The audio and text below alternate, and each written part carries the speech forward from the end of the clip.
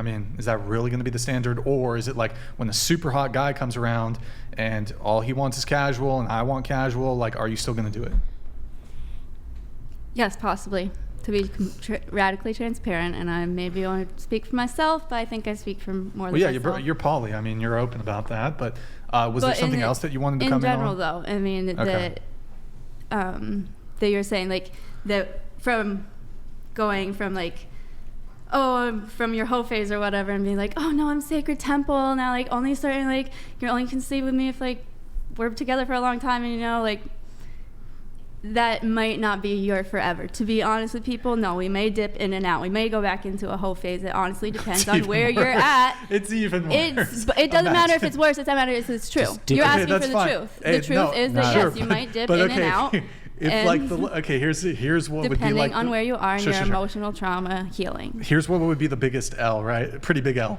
So you meet a girl, the past 10 guys she's had sex with, instantly, then she makes you wait 3 months, you date her for 6 months, you break up with her, and then she fucks a guy within a week of you breaking up, and then she goes on and fucks 10 new guys. Mm-hmm. So the standard was completely arbitrary, totally arbitrary. It has nothing to do with some sort of moral standard. She was just dangling the carrot in front of you. She either just didn't have that burning desire, as Jake says, or she's gamifying,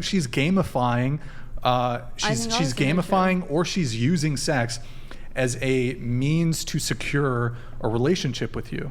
All the things you said were true.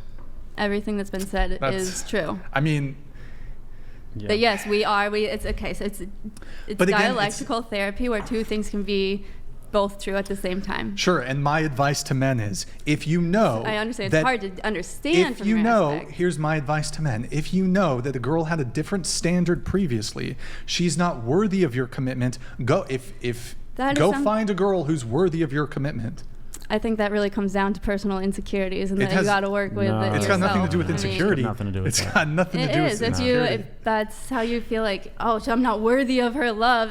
That's not love, okay? She's not worthy of mine. No, who's saying that she's not worthy of mine? Love, like it's so situational that and that's fine. Everyone is valid to their right. You know, I'm saying that it's right or wrong. You're valid to that, but they're not necessarily wrong for deciding that they want to sleep with someone. Like, that's their choices. We can't say it's right or wrong. It's completely their choices, but you are completely valid to make your boundaries. It's totally her choice to sleep with 20 guys before me immediately and then make me wait until marriage. It's also my choice to look at that and say, that's bogus. I ain't signing up for that. Goodbye. Go find a different sucker. Correct. And that's what I advise to men is no.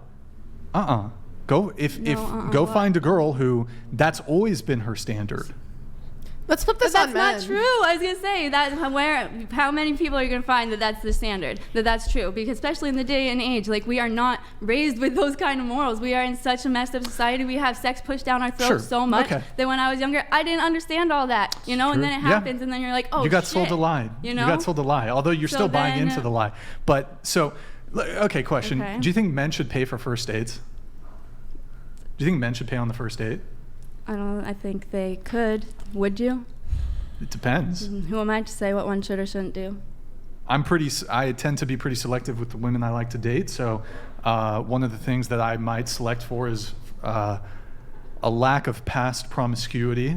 Okay. So if she's to some degree a traditional woman, then under those circumstances, I'm prepared to pay for the first date.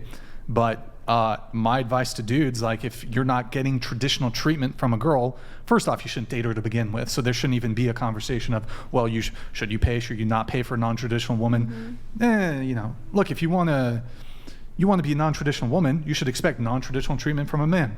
Let's go 50-50. Mm-hmm. You're going to have to take initiative when it comes to various things. What else? Trying to think of other sort of things where it'd be more 50-50.